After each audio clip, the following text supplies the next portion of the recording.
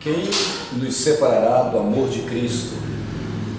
Será tribulação, ou angústia, ou perseguição, ou fome, ou nudez, ou perigo, ou espada?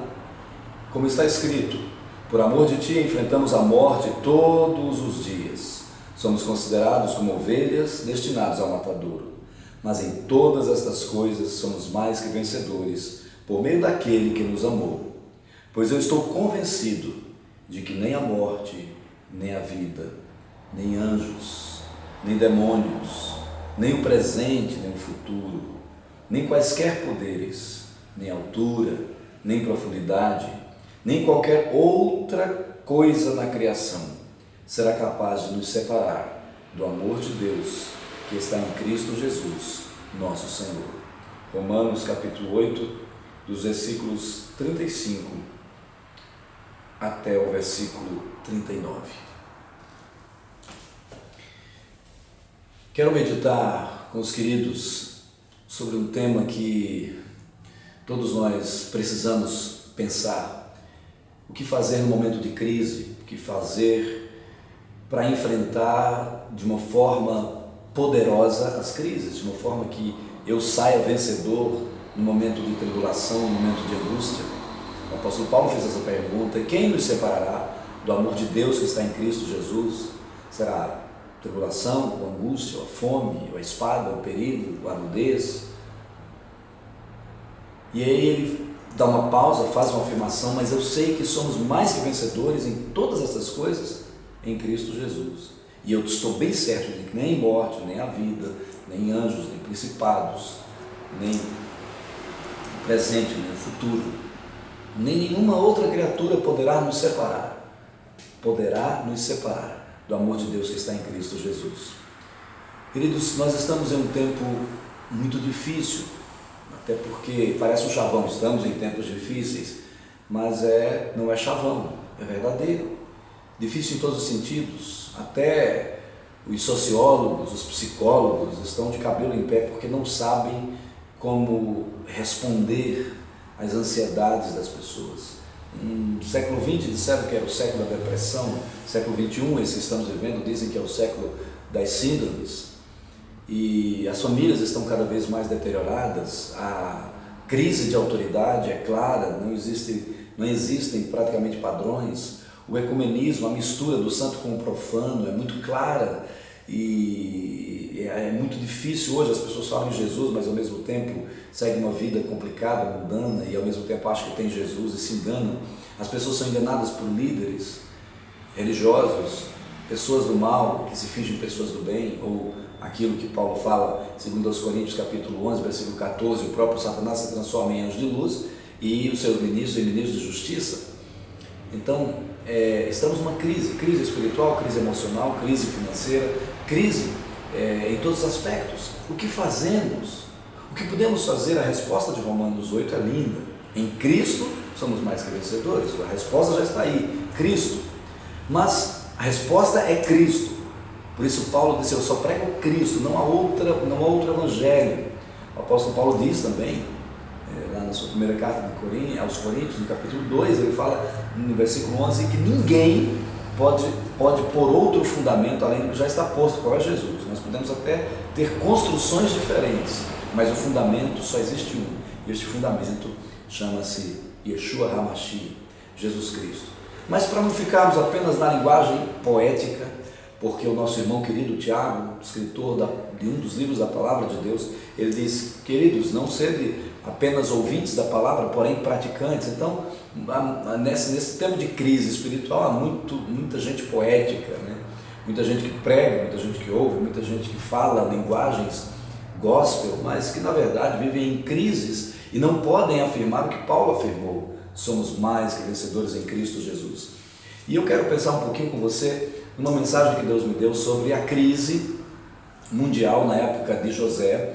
E essa crise foi muito forte e ela foi uma crise que abateu o mundo inteiro, uma crise financeira, uma crise de fome, uma crise de medo, uma crise de agora o que vamos fazer, porque o mundo está acabando, ou seja, se não tem comida.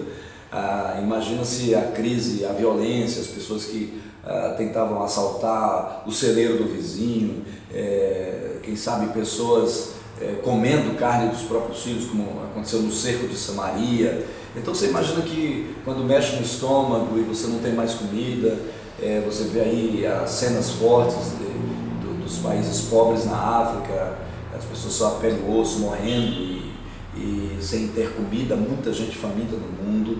Mas imagina o mundo inteiro em fome. Foram 7 anos de crise, 7 anos de fome, e nós temos uma crise de fome atual no mundo terrível, que é a fome da palavra de Deus. As pessoas vão de igreja em igreja, inclusive chamadas evangélicas, mas também continuam com fome, porque os sacerdotes do mal só pensam em dinheiro e construir um império, e na verdade falam o nome de Jesus, mas não seguem. Eu, vez por outra, você me vê falando isso como profeta, porque infelizmente é isso. Cantores, pregadores e gente famosa que recebeu fama, que é idolatrada e querida e seguida, mas que na verdade não oferecem o verdadeiro evangelho. E o mundo então tem uma fome terrível, além de tudo. Mas também nós temos crises, e essa não busca da palavra de Deus gera uma crise terrível nos outros aspectos. Por exemplo, nós temos no Brasil uma crise por causa do pecado da liderança, nossa liderança, por quem precisamos orar e profetizar.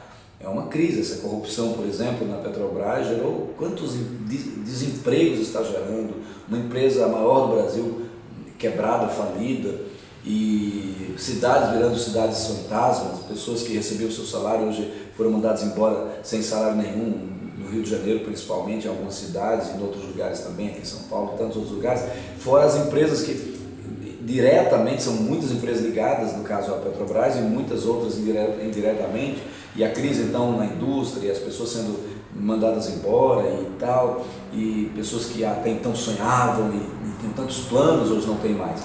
Isso tudo por causa também da crise espiritual, dessa falta de resposta, uma igreja que não dá resposta, uma igreja que peca e diz que tem Deus, uma igreja...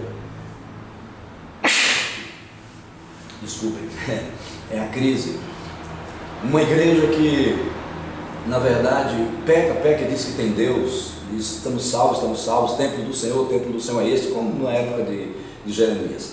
Mas eu quero pensar de uma forma, hoje, profética, positiva. Essa é uma mensagem profética. Eu quero falar que essa crise pode ser uma bênção. Inclusive, a palavra crise no vocabulário chinês pode significar perigo ou oportunidade. Perigo porque numa crise a pessoa pode, além de se afastar de Deus, até se suicidar, dependendo do tamanho da crise. Mas oportunidade porque no momento da crise a pessoa pode cair em si, cair na realidade e voltar-se para Deus. Se você está me ouvindo e você está numa crise familiar, não tem mais esperanças, se você está numa crise financeira, não tem onde mais arrumar recursos para suprir suas necessidades, se você está numa crise espiritual, você não consegue crer em Deus, você não consegue ter esperança, vai de igreja em igreja, não consegue, esta mensagem é para você. Eu quero dizer que a crise, eu quero profetizar hoje essa crise que você está vivendo como uma oportunidade, porque naqueles 7 anos de fome, na época de José lá no Egito Antigo, essa crise teve José, nós vamos tomar José como um parâmetro ali, um homem de Deus, que passou por essa crise. Na verdade, ele já vinha numa crise anterior, uma crise familiar, porque os irmãos o odiaram, ele foi vendido como escravo, ele foi injustiçado na prisão, então ele já tinha uma crise anterior. Mas depois vieram esses 7 anos de fartura e depois 7 anos de fome, e ele estava no centro dessa crise, porque Deus o chamou para ser uma resposta à crise. Querido, você hoje pode ser uma resposta para a crise, se você conhecer o mesmo Jesus que José conhecia. Em primeiro lugar, a crise, seja como Paulo citou no texto padrão, no texto oficial que lemos, de Romanos 8, pode ser fome, pode ser nudez, pode ser perigo, pode ser espada, podem ser crises espirituais, demônios, principados, podem ser crises existenciais, presente, futuro, passado, podem ser crises de relacionamentos, pessoas que são seus inimigos. Essa crise, se você entender o versículo, somos mais que vencedores em Cristo, se você conhecer de fato Jesus, não ser religioso, porque Jesus não deixou religião, Ele é o caminho. Se você conhecer Jesus em primeiro lugar, assim como José, essa crise vai manifestar os verdadeiros filhos de Deus. É no momento de crise que os verdadeiros filhos de Deus são manifestados. Veja bem, José estava vendido no escravo, era apenas mais um hebreu, mais um escravo, estava na cadeia, as pessoas da cadeia apenas o conheciam, ele não era conhecido por famoso, ninguém sabia quem era esse tal de José que estava no Egito, o hebreu, ninguém sabia que ele era bisneto de Abraão, neto de Isaac e filho de Jacó, ninguém sabia da sua herança, ninguém sabia dos seus dons, ninguém sabia dos seus talentos, ninguém sabia que ele tinha dons de revelação, como ele fez na cadeia, apenas o padeiro e o copeiro, as pessoas que estavam ali, o carcereiro. Ele não foi manifestado, apenas ele foi usado. Talvez você esteja sendo usado ali, lá, pouco, mas o momento da crise é o momento da manifestação dos filhos de Deus. Por quê? Porque os verdadeiros filhos de Deus terão uma palavra de Deus para falar no momento da crise, um conselho de verdade, que as pessoas vão procurar conselhos até em profissionais da área e em pessoas que são famosas e não vão encontrar, mas nos verdadeiros filhos de Deus vão encontrar um conselho. Então, eu poderia dialogar sobre isso muito tempo, mas eu quero só que você pense, nossas mensagens são curtas aqui, colocadas aí no YouTube. Então, em primeiro lugar, a crise tem poder, se ela é vivida em Cristo Jesus ou com Cristo, ela tem o poder de manifestar os filhos de Deus. Em segundo lugar, essa crise, dita aqui como Paulo falou, se você está em Cristo e eu estou em Cristo, a crise honra os filhos de Deus, não apenas manifesta. A crise vai ter esse poder, essa oportunidade de honrar os verdadeiros filhos de Deus. José, que passou tanta crise desde a sua juventude, aos 17 anos, quando os irmãos o odiaram e o venderam para o Egito. Toda a crise existencial pela qual ele estava passando e as lutas as quais ele estava atravessando e as batalhas que ele estava travando interiores e tentar discernir tudo aquilo que estava acontecendo com ele durante 13 anos. Ali ele foi honrado. Quando veio a revelação da crise, quem foi honrado? O Filho de Deus. É o segundo poder, é o segundo ponto de uma crise enfrentada por um verdadeiro Filho de Deus, uma pessoa que conhece Jesus. Essa pessoa é honrada.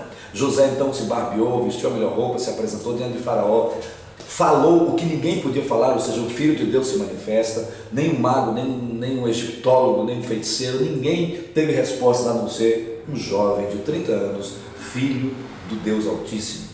E quando ele teve essa palavra e ainda disse os detalhes, ele explicou os detalhes como se fosse uma pessoa, um consultor que tem uma resposta para uma empresa falida.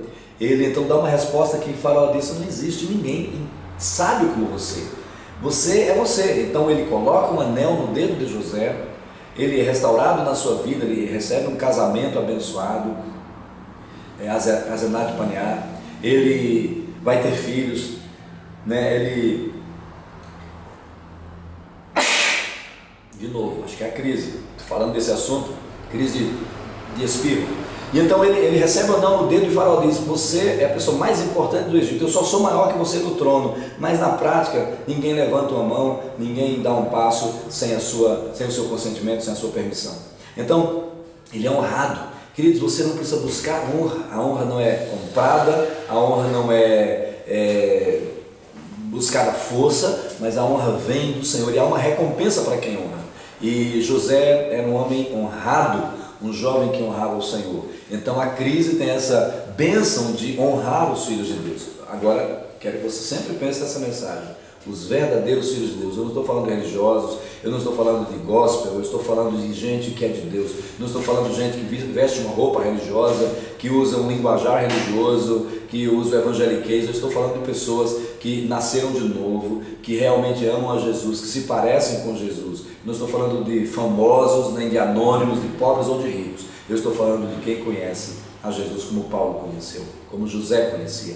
Terceira bênção que a crise traz para quem a enfrenta em Cristo. Nunca esqueça isso, estou falando da crise enfrentada em Cristo. Terceira bênção é a restauração do Filho. Lembra bem, primeiro, a manifestação do Filho. Segundo, a honra do Filho. Terceiro, a manifestação, honra. E terceiro, a restauração. Então, o filho que sai lá da cadeia do anonimato, que é manifestado. Segundo lugar, o filho que é honrado. Terceiro, o filho é restaurado. É no momento da crise que talvez você passou por vergonha, talvez as pessoas te abandonaram, talvez as pessoas criticaram você, talvez as pessoas sempre menearam a cabeça, zombando: cadê a sua igreja que não cresce? Está vendo aquela igrejinha pequena, você não tem dinheiro para nada? Está vendo, você continua com essa mulher que te traiu, ou você continua insistindo no seu filho que está nas drogas ou fazendo qualquer coisa, e você lá firme, orando, buscando o momento da crise, louvando o Senhor, adorando o Senhor. Vai existir uma terceira bênção dessa crise. Além de você ser manifestado, que é a primeira bênção, além de você ser honrado, que é a segunda, você vai ser restaurado. José foi restaurado na sua vida familiar. Foi lhe dado uma esposa, ele teve filhos, que foi o Efraim e o Manassés, na ordem Manassés e Efraim. Ele foi o homem mais honrado no Egito, ele foi restaurado financeiramente, o homem que vivia na cadeia, na prisão, que foi empregado doméstico da mulher de Potifar, agora era o governador de toda a terra do Egito. Então ele foi restaurado. Mas ainda faltava a restauração dos relacionamentos dele com o pai e com os irmãos, porque o pai dele, Jacó, ele errou porque ele gostava mais de José e fazia questão de mostrar isso para os outros irmãos. Ele foi, vamos dizer assim, o mentor de todo o problema, porque pai é mais responsável, né? Pai e mãe. E ele tinha que restaurar o relacionamento com o papai, ele tinha que restaurar o relacionamento com os irmãos que o odiavam, que o venderam, que o queriam matar. E ele, depois chegou um momento, naquela crise, que os irmãos chegam ali. A revelação que ele tivera 20 anos antes, quando ele tinha 17 anos, já estava com mais de 37, 38 anos. Então, quando chegam lá, se ajoelham diante dele. Depois, quando ele se dá a conhecer aos irmãos, eles se abraçam, choram e perdoam um ao outro. Querido, a crise tem uma oportunidade de você ser restaurado, de você jogar o orgulho fora, de você perdoar as pessoas que te ofenderam, de você realmente ser não apenas manifestado e honrado, mas você e eu sermos restaurados. Em termos de restauração do ministério verdadeiro, ministério que Deus deu a você, não os que as pessoas fabricaram na sua cabeça. É tempo de restaurar, de voltar ao primeiro amor, porque essa é a terceira bênção da crise enfrentada em Cristo, enfrentada por alguém que realmente ama e vive em Cristo Jesus. E a quarta bênção, ou o quarto ponto forte que uma crise traz, uma crise enfrentada por quem tem Jesus, é a prosperidade do Filho. Então isso é muito interessante. Você não precisa ficar com medo. O Salmo 112 diz que bem-aventurado o homem que teme o Senhor, que se compraz nos mandamentos do Senhor, sua geração será poderosa na terra. E tem um texto que diz assim: e ele não temerá más notícias. O que você ouve aí, o que eu ouço aqui, são más notícias. Não deixe isso entrar na sua mente, no seu coração. Não deixe isso afetar a sua alma, afetar a sua fé, até porque Mike Murdock diz uma coisa que eu concordo com ele. Ele diz: a maior paixão de Deus é que a pessoa, que ele seja confiado. Isso está escrito, Hebreus capítulo 10, 38, o meu justo viverá pela fé. Se ele retroceder, a minha alma não tem prazer nele. Então Deus tem prazer em alguém que vive pela fé no momento da crise, que crê, que não retrocede. E Hebreus 11:6 diz: sem fé é impossível agradar a Deus. Então é muito importante que eu agrade o Senhor, porque nesse momento de crise haverá prosperidade do Filho.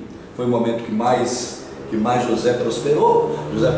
Bom, ele morava no palácio, não faltava nada para ele, ele tinha para dar e não para receber, ele não precisava receber, ele dava, ele entregava, ele abençoou todo o Egito com os grãos naqueles 7 anos de fome. Não, só o Egito não, o mundo inteiro pode ver em José um tipo de Jesus, porque Jesus é a pessoa que quer te prosperar.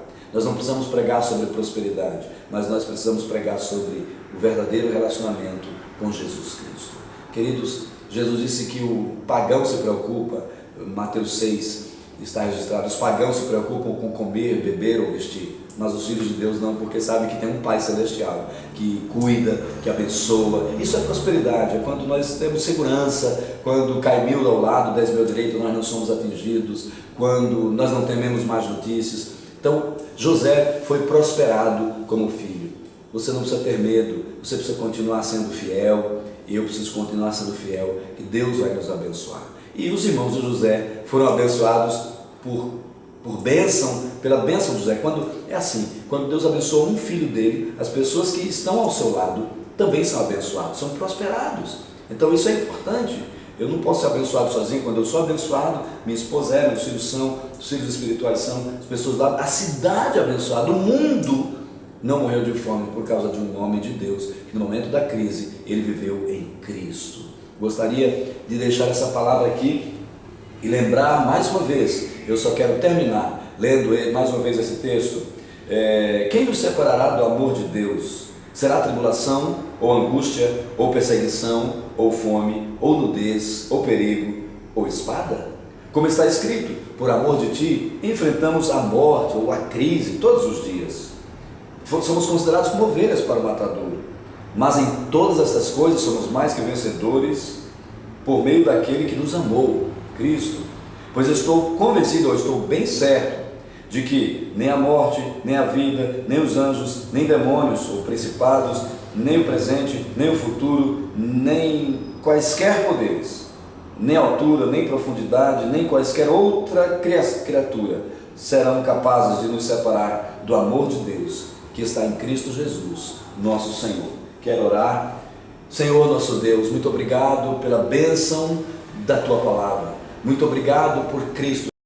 Obrigado, Jesus, pelo Teu poder, pelo Teu amor. Obrigado porque o Senhor, sendo Deus, se fez homem para morrer a nossa morte, tomar as nossas maldições, sofrer os nossos sofrimentos, tomar as nossas dores e nos mudar de vida. Nós Te aceitamos, Jesus, como nosso Salvador e Senhor. Cremos que o Senhor é Emmanuel, Deus conosco, e em Ti nós vencemos o pecado, nós vencemos o diabo, nós vencemos o mundo. Em Ti, Jesus, não há crise que vá nos derrotar ou nos derrubar.